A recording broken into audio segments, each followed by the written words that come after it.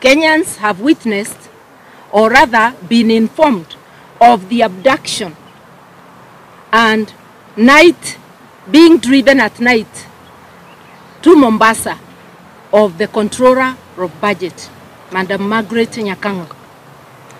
If she has committed an offense, nobody would stop the government from doing whatever they wish.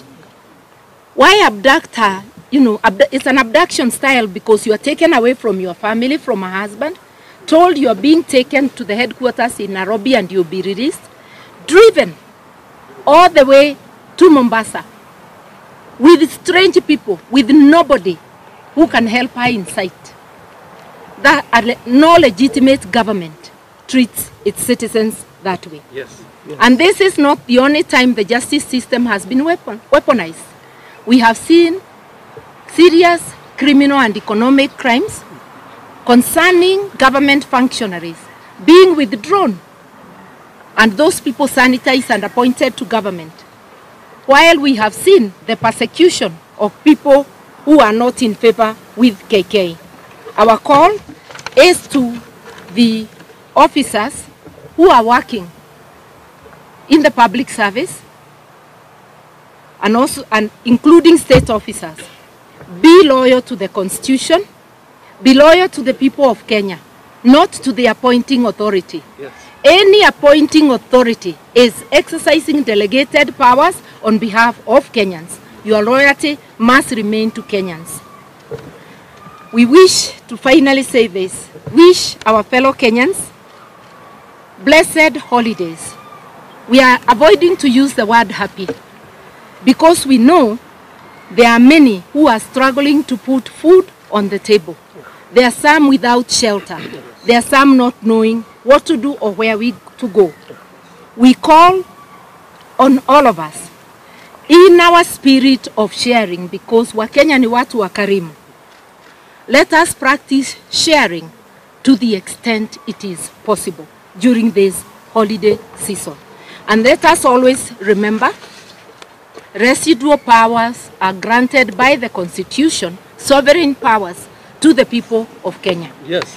As we go over the holiday season, let us refresh, rethink anew of strategies to fight back this uncaring regime that looks like it wants to finish Kenyans. We thank you. Just a few questions here. Yeah. My name is Analipiza from KBC. Yeah. You have just correctly stated that not Kenya, if you as the leader, you're not supporting the report. Yeah. This is contrary to what the leader Raila in the PG meeting stated, which you are not there. Yeah. Said you are out of the country. Yeah. They said you are opposed to supporting the report as much as you are not in that particular PG meeting. So where is the difference? You are speaking from the party leader is saying this thing and you are saying this one. I have said Azimio is a democratic, Azimio coalition is a democratic institution. We have the coalition, we have constituent parties. I actually gave my apologies that morning we spoke, but I had also indicated that we are together on all fours so long as we stick to the 3 deal breakers. So to Azimio, we had already agreed that 3 issues were deal breakers. That's the position now Kenya still holds.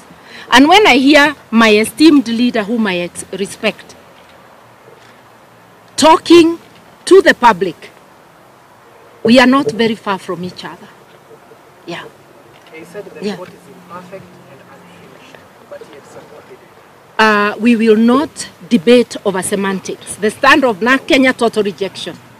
But we remain an integral part of Azimio, democratic coalition, where dissent. Dissenting doesn't mean disrespect. We differ with respect. Yes. Any other question? Yes? Judah from the Standard. I wanted to know what are some of those strategies that you're going to see from NARC Kenya in the days to come, pushing back on the actions of this government? The residual power is with the people. NARC Kenya alone can't do it, but we are willing to stake our necks. We are consulting with other Kenyans. Watch that space. Yes. Inakuja. Yes. Is the last one? Yeah, the last one? My name is Yeah. It seems like the cost of living is a key issue. Yeah. Does NARC have proposals other than what you had in the report? But you gave The reports, Azimio reports on cost of living are well captured.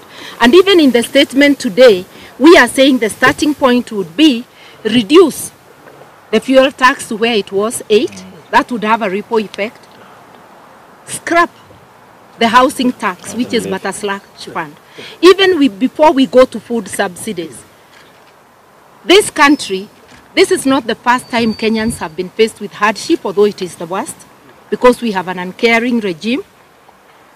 We have had occasions when government has had to subsidize foodstuffs to enable Kenyans to go on. This government is not only tone deaf to the cries of Kenyans, it is taxing. I think the stage we have reached, because these are punitive taxes. Maybe in January they are preparing to tax the air we breathe. yes, yes. So this is completely ridiculous. Yeah. So we do have strategies, and that is why Kenyans, I believe, had given an opportunity to those who know how to run a country to run it. Why don't we audit the elections and finish this? May we wish you, members of the fourth estate, also blessed holidays. And thank you for coming. Thank you.